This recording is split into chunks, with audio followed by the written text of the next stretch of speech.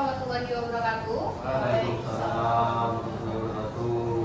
Jadi hari ini kita melanjutkan sharing risk culture pada minggu kedua dengan tema cegah dari hal kecil. Jadi pada minggu pertama kita sudah belajar mengenali risiko di lingkungan kantor kebun.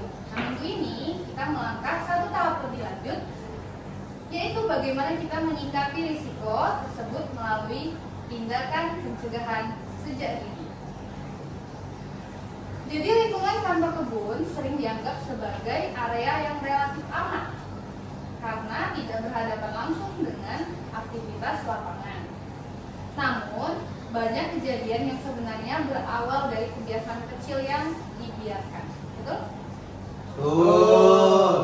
Seperti area kerja yang tidak rapi, kabel listrik yang melintang atau berantakan, atau kondisi lantai yang licin bisa menyebabkan risiko terjatuh. Jadi risk culture ini menekankan bahwa setiap risiko harus dikelola sebelum menimbulkan dampak. Betul, silakan. Pencegahan merupakan bagian penting dari budaya kerja yang tidak bisa ditunda. Karena semakin lama risiko dibiarkan, maka potensi kerugiannya akan semakin besar. Jadi setiap individu di kantor kebun memiliki peran dalam mencegah risiko. Dimulai dari kesadaran pribadi, seperti menata kerapian meja kerja,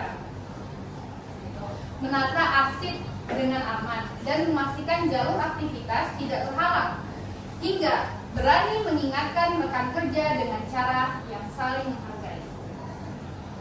Contoh pencegahan risiko di kantor kebun antara lain yaitu memastikan kabel listrik tertata rapi dan tidak berantakan, tidak melintang di jalur jalan. Lalu lantai kantor itu dalam kondisi kering dan bersih. Lalu serta peralatan kerja disimpan sesuai tempatnya.